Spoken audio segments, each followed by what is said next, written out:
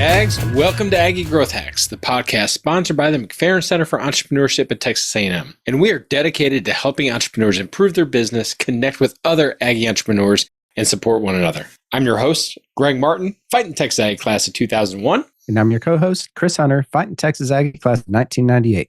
Whoop. Well, we got a little story for you, Ags. Dr. Jay Raines is the founder and CEO of LeadersQ Consulting, a leadership development and coaching firm that is dedicated to helping entrepreneurial leaders design a culture and then actually gauge how well that organization is aligned with that culture. We cannot wait for you to hear Jay and to learn so much from all the value bombs that he's going to drop. So pass it back and listen up to Jay as he shares some really good bull. Welcome back, Ags. We have got a special treat for you today. Jay, thank you so much for joining us. I have wanted to get you on our podcast ever since we connected, probably years ago at 1 Million Cups. Y'all, you are in for a treat. Jay is passionate about entrepreneurship. He's passionate about culture, and he's passionate about helping entrepreneurs define their culture and use their culture as a strategic advantage in their business. So, Jay, we can't wait to get started. Thank you for joining us. And thanks, Greg. It's so good to be here. I always enjoy our conversations. I love what you're doing, and I'm inspired by, as we get together as entrepreneurs, we're always kind of inspiring each other. So I'm looking forward to today. 100%. So how about you just tell us a little bit about your entrepreneurial journey? How did you get into the strategic coaching and business that you're in? And where are you now? What are you focusing on? Wow. Thank you. Yeah. I was thinking about this question, and I feel like my entrepreneurial journey started as a kid. You know, you're always looking around thinking, okay, how can I sell that? Or how could, just this idea of making something out of nothing, that ex nihilo kind of idea. And so, but more recently, had moved our entire family to India. My wife and our two kids, we went to India in 2010, and we're looking for ways. We had some time to kind of think and explore, but we were coming with a business mindset of what kind of business could we do here? And I had some ideas. Those ideas went out the window real quick, and I found that leadership development was a big opportunity. It's something that I already love. It just fit. I already had the right partners, and I found myself in the right network in some amazing ways. And so we began a journey and actually launched a company there in India with some friends. It was a lot of fun. I made a ton of mistakes, learned a lot of things. And that company, though I've walked away, is still running today. But as I transitioned back to the US in 2016, 17, I had a few people come to me and say, I love what you're doing in India. Could you do that for my team here? And that's where this all began. LeadersQ was birthed in 2017 after some test cases, and really shifted more away from the kind of classroom teaching type leadership development and more into the custom, like, where are you today? What's your next step? Where are you headed? Coaching environment. And I love it. I love coaching. And that's just kind of been, I don't know if that summarizes our entrepreneurial journey, but that's where LeadersQ was born. That's pretty awesome. So, Jay, why India? Why move to India? Because that's a huge leap from the US to go to India in the first place. Tell me about it. I think what we did was we took a globe and we just said, okay, where's the farthest place we could go from where we are right now in central Missouri, in northwest Missouri, right? At the time we were living in that part of the world. So, no, it's just this amazing opportunity. My wife had an opportunity to go years before, and like right before we were married, she was there for a stint in a hospital there as a nurse. She's a registered nurse, and she was during nursing school, had an opportunity, and it was an experience that we all felt really compelled to, as a family, go and explore another part of the world and try something really different. And so it was a big risk. It was kind of crazy. I went with some ideas about the kind of businesses we might start, and we had some runway to kind of experiment with that, with the time that we had to think that through. And honestly, entrepreneurially, a lot of those ideas didn't work. And then I fell into leadership development. And that just I realized this was a convergence of amazing things because I love leadership development. There was a need for it there in a certain segment. And so I gathered some partners together there, and we started a leadership development company, and it was more of a training company. We had some US partners that became great friends of ours. And then when I found myself transitioning back to the US, there was now this new open door here where some of those business leaders were saying, hey, I like what you're doing there.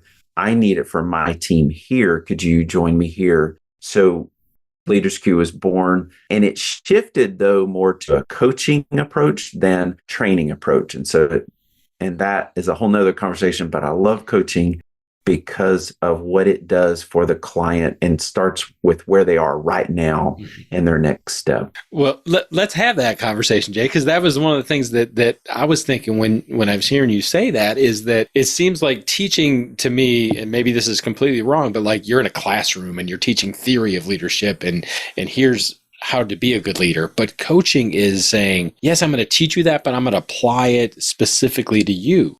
Your leadership style, your communication style, your history. Was that a difficult transition to be able to go from one to the next? Transformational change for me. I had to make a big leap. In fact, I went through an entire executive coaching training, and I had to unlearn some things because I think in the way I'd done things up until then, it was a lot of direct telling. It was, well, you should do this and you ought to do that. And here's the 1, 2, 3 of this idea. And I really had to stop doing that because all those were coming from me. Coaching is about drawing out from the client, from the person, the coachee, their ideas, their ownership, their thinking. They are the subject matter expert. It was a big shift, but I've enjoyed it so much more. In fact, kind of takes the weight off of me of always having to have the answers. I'm coming to it with maybe trying to come to it with better questions and challenging their current thinking to just maybe move past a barrier, move past old thinking.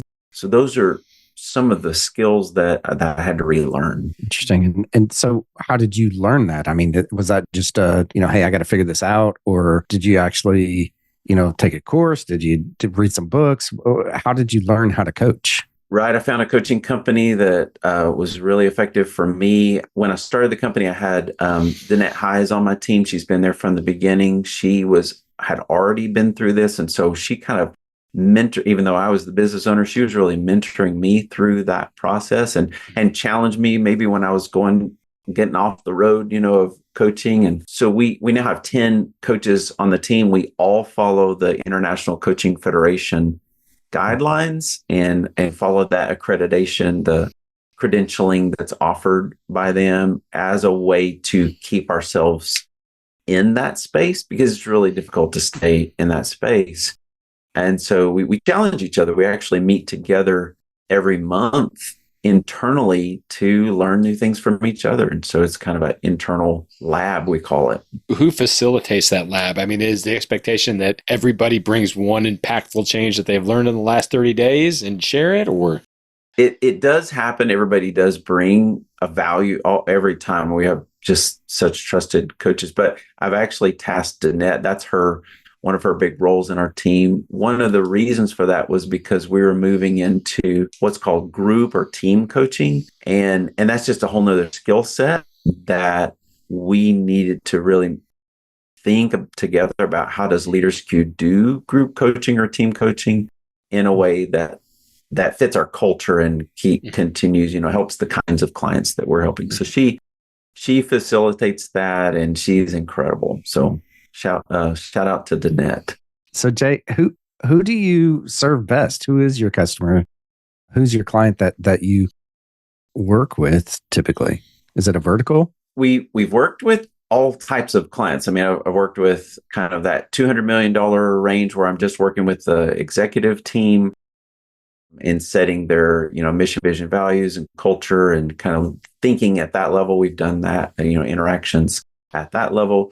And then kind of the $5 to $25 million team where maybe they have, under 200 employees. And really, I think the marker of who I want to work with is when I'm working with the owner or the CEO, whoever's at the top. I feel like we can be most effective when we're there. If we're coming in and doing this kind of micro thing in a sub team, yes, we can be effective, but they're always going to be up against the rest of the cultural challenges of the organization. Mm-hmm. And so we just love working with when we can work with the entire organization and start at the top or the bottom, however you want to describe it, and start at that leading team and set those markers. Okay, what are you trying to create here when it comes to culture and ownership? And how does that cascade through your organization? It has to start here. And you're going to model then the behavior and attitude and thinking that's going to cascade through the entire organization. So, Jay, you've said culture 4 or 5 times in the last a few times. Yeah, it is a big topic for mine. There's leadership coaches that focus on a lot of different aspects of leadership, communication, clear vision, whatever. You're passionate about culture. What is it about culture that says this is the most important thing that a leader needs to get right and communicate clearly? That's such a good question. Obviously, as coaches, we are going to start with the client and find out what they think they need, and we'll start with them. That has to be the beginning in coaching. What we have noticed is culture bubbles up pretty quick. Now, I do talk to leaders and their first impression of culture is, oh, that's kind of squishy. That's kind of like, that's intangible. Like, how do we even work with that? And so what we've done is we've helped them really become the chief culture officer of the organization, because culture gets results. Culture is going to happen whether you want it to or not, right? And so if you could harness culture toward the mission that you have, you're more likely to achieve the vision of your future. In other words, if you can get everybody in the boat rowing in the same direction, in rhythm together pointed in the right direction, you're just going to get there faster. And what I find in organizations is there's friction. There are just these dynamics that happen within the team where that you actually are leading. If you really dig down your team, you're going to find you have multiple cultures. You have this person kind of leading their team this way and that person leading their team that way, and they're not aiming for the same thing, or maybe their behavior is detracting from the organization. And then you have this warring factions within your organization. So we're just trying to help them identify, okay, what is playing well together look like as we move toward this target, and make sure everybody's on the mission. Love that. Absolutely love that. And I love how you said it's going to happen whether you like it or not, right? That is so true. You could have a good culture or a bad culture, and so love that. So what would you say the biggest challenges are for companies that you work with? Let's say at the beginning. Yeah. So typically what we're dealing with in the beginning, and I guess a starting place with them is just emotional intelligence. And I use that term kind of as a bucket term of how do people think of themselves and how do I think of other people around me? So it's just kind of a simple definition. How am I aware of myself, my personality, how I interact with the world around me? And am I aware with how the other person interacts with the world around them? Because there are friction points there. So we can pretty quickly eliminate some personality conflicts by helping each other understand, okay, we need different kinds of people on this team. We don't need to all be the same, One of the old divisions that, to answer your question more directly, one of the old divisions in an organization is people are either very results oriented or they're very relationship oriented. And people tend to fall on one side or the other of that. And that creates a bit of conflict, where some are so results oriented and task oriented that we're running over people. People feel kind of used in the organization. So we need to work on that. And then some people are so relationship oriented, they're not actually hitting target. They don't even have a target. Their target is to have a good time and to do the thing, but it's not measured. It's not aimed, heat-sinking missile aimed in on the target that they're needing to aim for. So that's one early impact that our team can have for a team. It's just helping them get some awareness around those friction points and those can be eliminated pretty quickly. The other thing that I see for entrepreneurs is I see them being pulled into the business quite a bit. So maybe you're an entrepreneur listening here, you're a top level leader in your organization, and they might feel like they're having to look over everybody's shoulder. They're having to kind of double check. They're not sure they can. They trust the people. They're not sure they can trust the activity. And so how can us as a team, our coaching team, come in and really help their leaders level up and help the top leaders relax a little bit? Not relax on their own work, but relax on having to watch everybody else's work. What is more difficult for entrepreneurs to learn? How other people view them, or being able to hold the lower managers accountable and relax a little bit? Wow. I don't know which one might be. They're both hard, aren't they? And so I think at some point an entrepreneur has to decide, okay, I don't really need to live caring how everybody thinks about me. In fact, I think that's probably baked into being entrepreneurial, right? And so pretty quick, because no one cares. Yeah. I'm still doing my thing. And so there is a bit of that. And so maybe learning to care a little bit, because they may be blind to some feedback they could be receiving. Mm-hmm. So that just that initial, like, okay, let's go seek out some feedback. You don't have to receive it all, but you don't have to do it all, but you can receive it all. So that's initial, because that actually puts their leaders it puts them in a different voice on their team, where they have something they kind of wish they could say, and they don't maybe feel permission to say it. I think that increases productivity, trust. And so I've seen that have a big effect. The other thing is the business is probably growing, and the business is probably outgrowing everybody, including the entrepreneur at times. And so how do we stay ahead of that growth? Because the person you are today that's running the part that you're running today isn't going to be enough to run it next year or the year after that. So how do I continually stay ahead of that growth curve so the business doesn't outgrow me? And is your culture strong enough to absorb that growth? And can you go from one location to 30 and still have the same culture? Exactly. And what are we even measuring that with? So I've actually created a tool for teams to design their culture within 3 words. And so everything we do is measured against everybody we hire, everybody we dismiss, and even the way we develop our people is measured against these 3 buckets. And it gives us a way for everybody to have a common language about what we're even trying to do.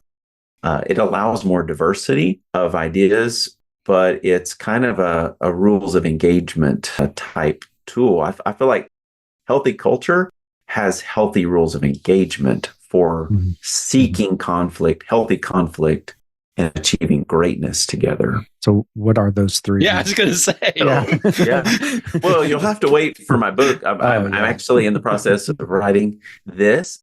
But no, I talk about openly on my podcast, and I call it a culture brand. Some of this comes from, you look at Pat Lencioni's work, you look at his book, Ideal Team Player. He outlines this in a way, in a really powerful way. And what I began to think as I saw this showing up in other leadership areas, I began to really think, you know what? Every team could find their own 3-word way to describe their culture. And so really it's 3 buckets. The first bucket is results. How do we do results? Got to get results to be a business, right? That's probably not the first thing we should think about, but it needs to be there. It has to be there.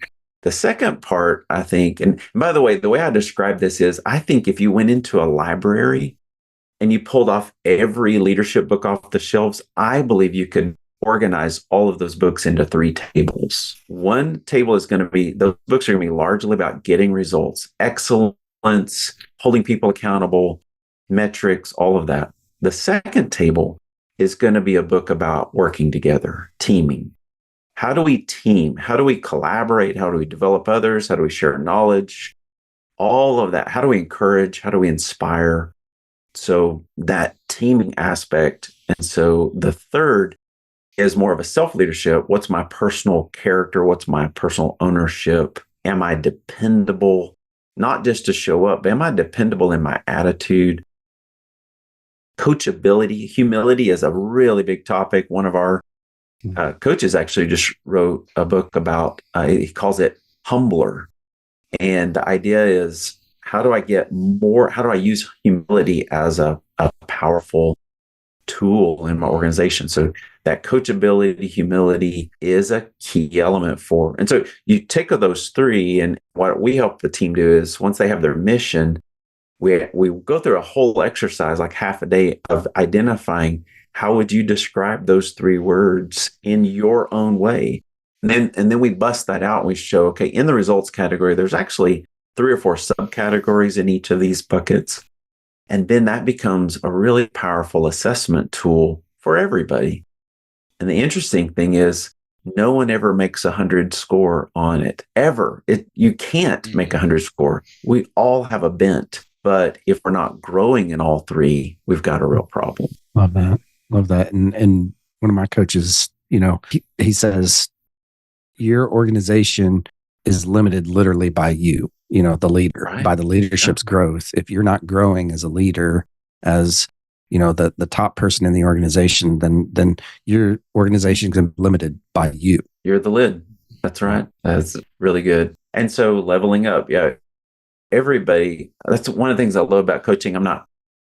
Obviously, I think everybody needs a coach. I have a coach, but we all have blind spots. We actually kind of enjoy our blind spots because we don't have to look at that stuff. And so having someone help us kind of think, okay, here's an area to grow in. What would you do if you, in the next 6 months, how would you grow in this area? So, Jay, thank you so much for kind of walking us through that and unpacking. I think that it is so powerful. And the businesses that I've worked in the past that are most successful, not defined by dollars, but that's a measure. But the businesses that are most successful in that they're living out what the founder's vision is that they have a strong culture and they can communicate that. So to be able to actually take it from a lovey-dovey, squishy thing to a quantifiable, measurable thing.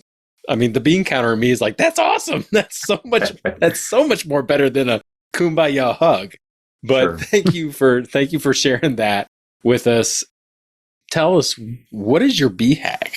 Where do you see LeadersQ being 5-10 years from now? Oh, man. So as an executive coach, I ought to have that one nailed down perfectly, right? And it's challenging because I think, honestly, I've had to really revisit that question over the last several months because we have had growth. Even through COVID, we thought I was going to lose the business in March 20th of COVID, right? Mm-hmm. And then all of a sudden in June, we doubled in size. Yeah. There was a need that we were able to step into.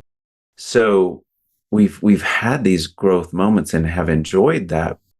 But I feel responsible to steward this really well. I think the next step for me is to get our message out there to a larger audience. I feel like we have a good team that now is handling our client base really well.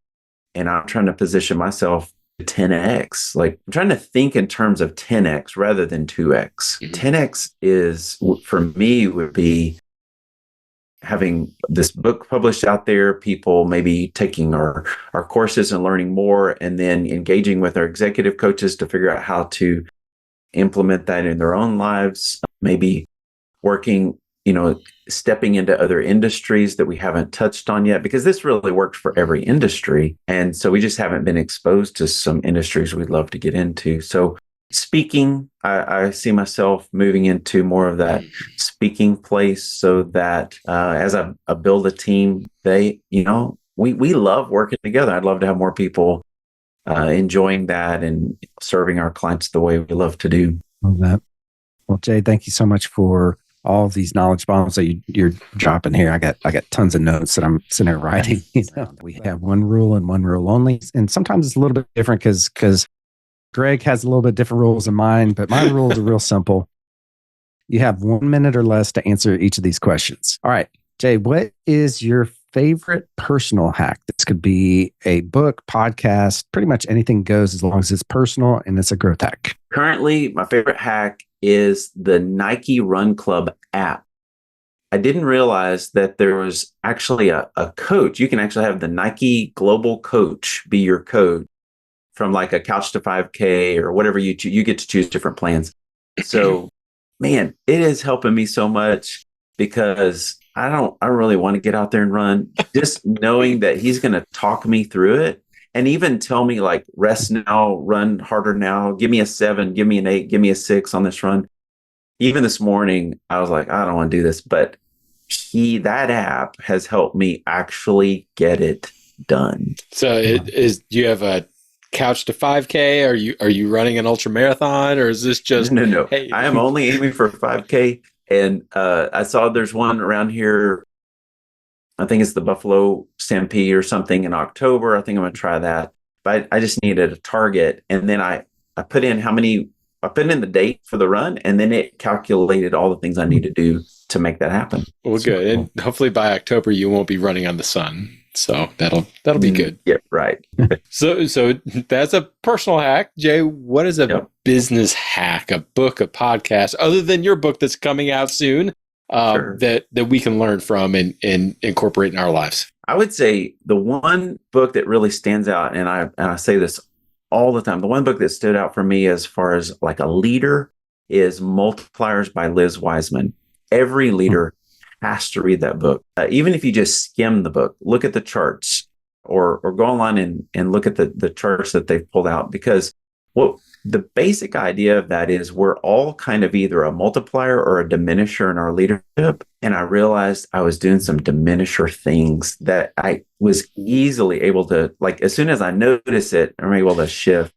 But a multiplier she describes it much better than I could right now. But one immediate thought is, if you're in the room with this person, do you feel yourself smarter, or do you feel like they're the smartest person in the room?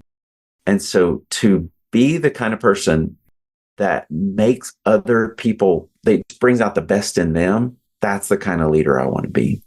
Yeah, that's powerful. Wow. Yeah.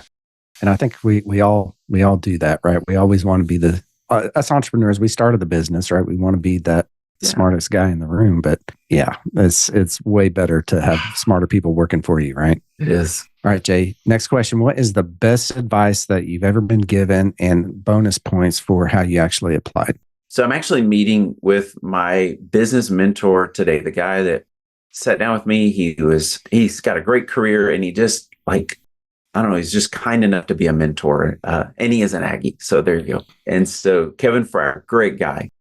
And so Kevin and I are meeting this afternoon, and I'm going to review my business with him. But he gave me some business advice way back, because I came to him with all these ideas, and he was so encouraging about me starting my business. But I was showing him this product I had created. I'm like, oh, so yeah, I can, it's this little flip chart. It can help people grow as a leader and all this stuff. And he said to me this, and it's really stuck with me. He said, Jay, be really careful about creating just a product. Don't in your company, your product is you and your coaching and your coaches. Don't let an item or a flip chart or a little book or something be the thing that you're trying to sell. Sell a package, put it all together, be the kind of helper that your clients need. And the solution isn't just in a book. And that it's not that I can't do the flip chart. It's just, how do I incorporate that into our entire business? And that was really a key learning for me. That's powerful. And it's also, from a longevity of a revenue standpoint, okay, I bought the flip chart once and I don't need it. But if I need Jay's team to be able to coach me how to integrate this differently today because my business has changed, then I'm gonna have to pay you for more. You're gonna get more value. But how many of these things have ended up on our shelves anyway? Yeah. Well, we're reading great stuff. There's such great stuff out there, and it's more about application and activation. Well, Jay, how can our listeners get in touch with you, not only to work with you and your team in helping to refine and quantify the squishy culture into data points, but maybe, to be able also to say, okay, we've got a speaking engagement coming up, and we want to see if you're the right fit. How can we connect with you and support you? Yeah, you can go to our podcast website is buildyourculturebrand.com. That'll also take you to our main website, but you can start listening to the podcast and kind of see, a little bit more, dig into some of the things we're talking about. My phone number's there, email address, all of that is available. And or meet me at 1 Million Cups. I'm trying to be there about every other week. So, well, Jay, thank you so much for coming on Aggie Growth Hacks and really just sharing all of your knowledge that you have here. I know I've got a ton of notes that I've written down, and I'm sure I have a million more questions for you. I guess I'll have to go to 1 Million Cups to ask those questions, I guess. But thank you so much for coming on the Aggie Growth Hacks podcast here and sharing everything that you have. My pleasure. Thank you for having me. Well, how about that, Ags? Was that pretty awesome or what? I know I literally wrote I couldn't ask enough questions to him. I could probably sit there and pick his brain all day long. But what was your biggest takeaway there, Greg? Well, I had two things that he said that really, really stuck out to me. One was that culture was going to happen whether you wanted to or not. And that's really convicting as I'm leading teams in my business and in the businesses that I serve. How do I always make sure that the culture of that team and the culture of that company is forefront, and that I'm making sure that what's being developed is the right culture, not a culture that I don't want to have developed. So that was really challenging. But then I loved how he and his team every 30 days come back together and with the deliberate focus and the purpose of saying, here's how I got better this last 30 days. And then sharing that and sharpening one another. I mean, I've heard it happen in different ways and different types of meetings. But that was really, really powerful and something that I think that everybody should look at doing with their core team is how do you constantly push yourself to get better? What about you, Chris? What did you take away? Well, 100% agree with that. Iron sharpens iron, right? I mean, it's a biblical saying, and basically not only just hanging around with people that's going to make you better, but show each other how it's getting better, right? And you're getting better. Love that. My biggest takeaway really was surrounding the three buckets that he talked about of culture. I love that. Yeah. Results, team, and self, right? And how your company, your organization, defines each of those, and how do you hold it accountable to ensure that you're in, that you have those buckets really at the best that they could possibly be. I think that's really, really powerful. And then I also, as a bonus, I want to say that I really liked how he said at the end there, don't just sell a product, his best advice. Don't sell a product, sell it as part of the bigger, he called it package, but I would want to call it like a program.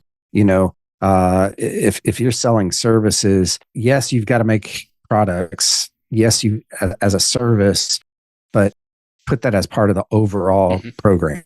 Right. I love that. I agree 100% and really learned a lot and challenged a lot. And I think we're going to have some time that when I'm thinking about how to make my business better, I'll probably just go back and listen to this episode. So yeah, Jay, thank you so much for joining us. And thank you, Aggies, for joining us on this episode. We hope that you loved it and you learned as much as Chris and I did talking with Jay. If you are not connected with him, please do yourself a favor, connect with him. If you're looking for speaking engagement, if you're looking to help define your culture and to be able to quantify that, I know that he will be such a valuable resource for you. If you're not connected with Aggie Growth Hacks, please do that. Connect with Chris, connect with me. We'd love to get to know you. We'd love to learn your story, and we'd love to connect you with other Aggie entrepreneurs that are listening. And speaking of listening, please hit like, subscribe, leave a review, and share out this episode so that we can make sure that this podcast gets out to all the Aggie entrepreneurs out there. We want to give a huge shout out to our sponsor, the McFerrin Center for Entrepreneurship at Texas A&M University. Since 1999, the McFerrin Center has served as the hub of entrepreneurship for Texas A&M. If you're an Aggie entrepreneur or even a entrepreneur, head on over to their website right now to find a program that's right for you. Just go to aggiegrowthhacks.com/McFerrin right now. Well, Ags, join us next time when we connect with another great Aggie entrepreneur and learn how they hack their growth. Until then, I'm Chris Hunter. And I'm Greg Martin. Thanks and gig 'em.